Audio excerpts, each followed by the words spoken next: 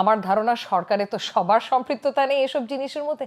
তারা যদি তাদের দায়িত্বটা একটু সঠিকভাবে পালন করেন তাহলে কিন্তু কিছু দূর হলেও এটা কন্ট্রোল করতে পারবো আমরা। আর আমরা তো আছি, আমরা তো সব জায়গায় এটা নিয়ে কথাবার্তা বলছি, আমাদের যা বলার বলে যাচ্ছি, পাপিয়া আপারা বলে যাচ্ছে, ওনারা তো রাজপথে লড়ে এসেছেন এবং লড়ে যাচ্ছে, তারা তো হয়েই যাচ্ছে। এই মব ভায়োলেন্সটা তো খুব বেশি দিন আগের কথা না, এটা তো আর প্রতিদিনই তো শুনতে পাচ্ছি। পুরোপুরি যে নির্ভয়ে কথা বলতে পারছি তা না, কথাটা সত্যি না, কিন্তু কিছু দূর হলেও চেষ্টা করছি, কারণ এখন যদি নির্ভয়ে কথা না বলতে পারি তাহলে হয়তো আমরা সবকিছু হারিয়ে ফেলবো। কিছু বাধা তো আছে, সেন্সর করতে হচ্ছে। তো অনলাইন হ্যারাসমেন্টের কথা তো আমি বাদই দিলাম, ওটা তো সবারই।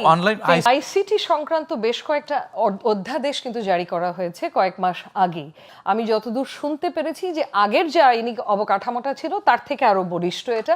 কিন্তু হ্যাভিং সেড দ্যাট, এই অনলাইন হ্যারাসমেন্ট, বিশেষ করে যারা ধরেন নারী নেত্রীরা রাজনৈতিক দলের, বা যারা পলিটিক্যাল অ্যাক্টিভিস্ট, বা ধরেন যারা জনস্বার্থমূলক মামলা করে আমার মতো আইনজীবী, আমরা কিন্তু অহরহ প্রতিনিয়ত ফেস করছি বিশেষ করে কিছু দলের বট বাহিনীর আক্রমণ ডেইলি বেসিসে আমার যেটা ফেস করতে হয়। কিন্তু আইন শৃঙ্খলাটা নিয়ন্ত্রণ করা এই অন্তর্বর্তীকালীন সরকারের প্রথম দায়িত্ব হওয়ার কথা ছিল, যেটা ওনারা করতে পুরোপুরি ব্যর্থ হয়েছে।